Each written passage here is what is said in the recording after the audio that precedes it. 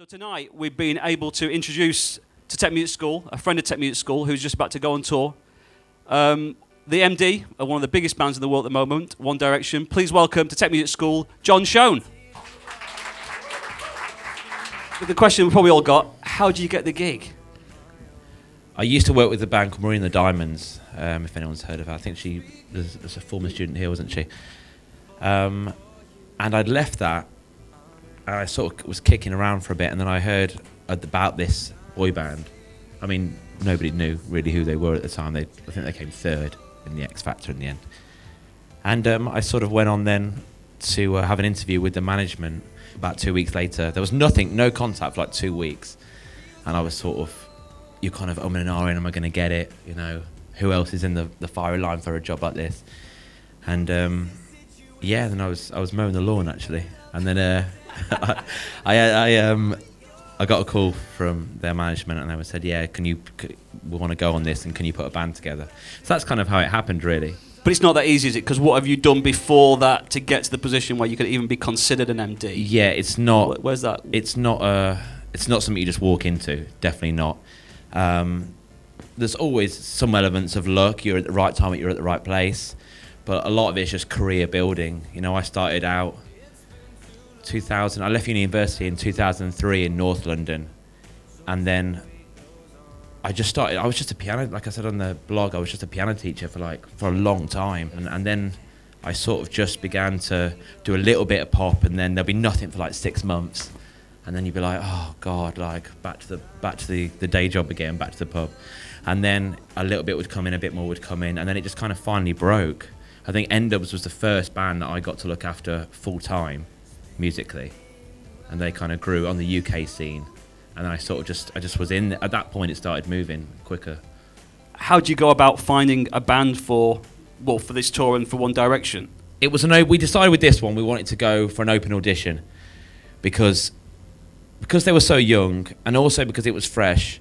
We didn't want to use the same people that you see on the scene all the time. You know, I always think somebody gave me a break to do what I do, and sometimes it's about opening it out again and just getting new people and getting people to have an opportunity to play. Do you know what I mean? So I think we kind of asked around here. We had two. In the end, we had Sandy and Dan Richards from here, yeah, from Tech Music. Yeah. A lot of people were calling me. There was like Facebook. I put it out on Facebook. Social media was great for this because we did an open audition. We had I think we went through 75 people in 1.5 days. Yeah, it was back to back for 2 days solid almost. So quickly, just talk us through that process of the audition. Is it one in, one out, or is it a band playing together, or what's happening in the audition? Yeah, with this one I did on the first 2 days we did one in, one out, 10 minutes. That's it, 2 songs, and like usually by the time people have walked in and got themselves together, you're halfway there. You can make a decision even before they played an instrument. To me, it's just, can you put the guitar up? Can you put it on? Can you play the chords? Have you got it down? Job done. Thanks very much. You know, we'll tick you off and invite you back. But if you're all over the place as soon as you get in, that's like, do you know what I mean? You've only got a small amount of time. Did they have the songs in advance? Yeah, they had the songs. Yeah? You get. I think I mode the MP3s 2 days in advance. Were they 1D songs, or were they were the 2 of the 1D okay. songs. Yeah, the famous one, "What Makes You Beautiful," and one of the B-side that we did. And you had to play along to backing track. Yeah, backing track, no click. Yeah, but it was a small thing, you know. So how many guitarists did you see? It's about 25 guitarists. And how many did you call back? 3. Wow. So it's quite a... It's so easy to tick people off, like when they're not prepared. Do you know what I mean? Because you can just be like, we haven't, you know. But did it get down to the point where you're listening to them musically and ticking them off, or is it just even before they start? Is it really? No, we do listen to have they got the song down. Yeah. I'm not sonically. It doesn't matter. The textures and the tones and the delays and the effects. If that's a bonus and you've got the track down, brilliant. But it's not a necessity at that stage. Day 2, we'll start to look at it again a bit more if you get a call back.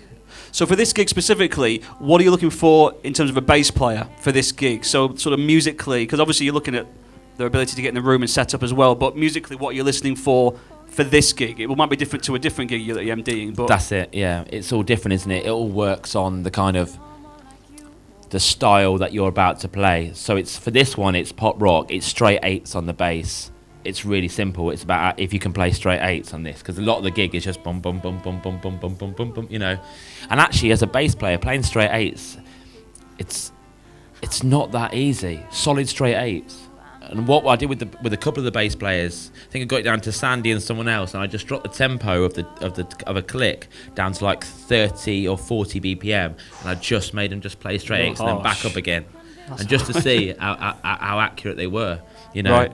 But it's no good coming in and going like boom ba ba because it slapped. I mean, there was a couple of guys that just like slapped a chorus, and I was like, oh come on mate, like, you know. So it's not necessarily about, it's just knowing the gig. If you want the gig, you know, and you want to get the session, you've got to be able to play the style that the artist is doing. Yeah. Otherwise, it's irrelevant, isn't it? What about drums then for this gig? This is a drums and guitar gig, essentially. I play keys, but it's not a keys gig in the slightest. It's just pads, bit of piano. You know, it's not out there. This is like, you know, the drums are the forefront of this. I always think the drums are the forefront of most sessions, actually, and getting a good drummer is the key. That's the number one thing. So it was about energy on this. It was about being able to sit on top of the program, the backing track, and it was having somebody with enough energy and energy out of the kit. What's your drummer called? Is it Josh Devine? Josh. So is he playing to click for the whole gig? Yeah, everything's on click. Right. Okay. In the end, I had like an A band and a B band. And we just I kept on one for the morning. I just kept intertwining the two. So I was like, I dropped the guitarist out, I put the second guitarist in, I dropped that one out, I changed the band, and I just got them to jam like a blues jam, and just see how they interact together. The actual final decision was made as they walked off for lunch. Actually, it was really weird. It was just like the three of them had like stuck together, and there was another three, and they went off like on different sides of the road, like a sandwich.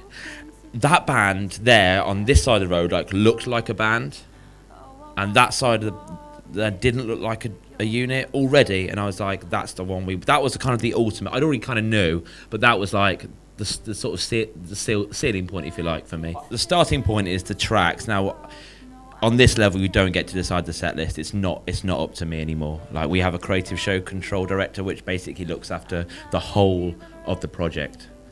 And she'll decide everything she wants. She gets a budget, and she says, this is what it's going to be like. Is she more visual than musical, or is she... her name's Beth, and she's worked with boy bands over the years, so she's got a set way of working, but she's the whole package, really. She doesn't deal with the music, she leaves that to me, but she decides the set list, basically. Right.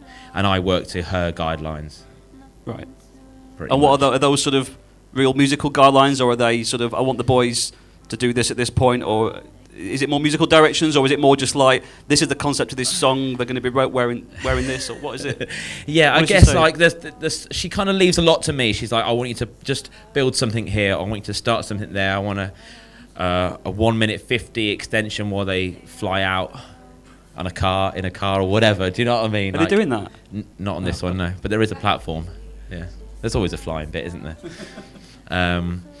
So yeah, she'll give me a guideline, and then she'll either reject it, or she'll say, yeah, John, what you hope to do is to get a tick straight away and be like, yes, I can move on to the next one. But that never happens. You can't.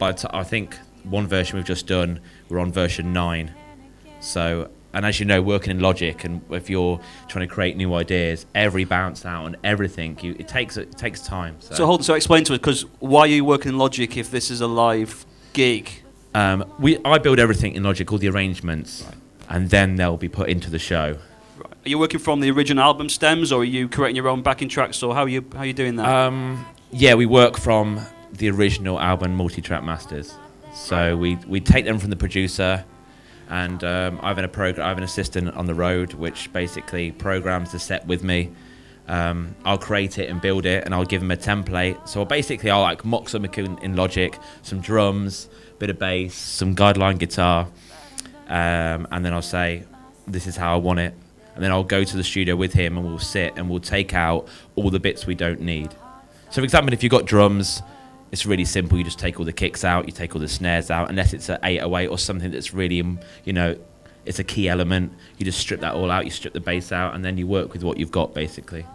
Are you creating extra sections to the music as well? So as well as having the album stems, are you also then going, but I want to change these chords here, or put this extra section in? Are you Are you editing the tracks as well? I'm not. It's not really a reharm gig, is it? It's not.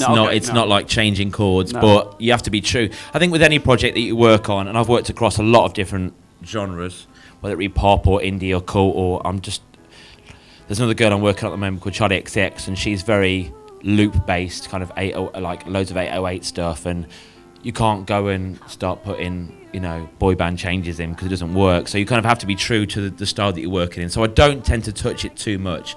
But the boys asked for it to be very rocky, a bit more rocky. So I've added a lot more guitars. We've recorded a lot more guitars over dub stuff.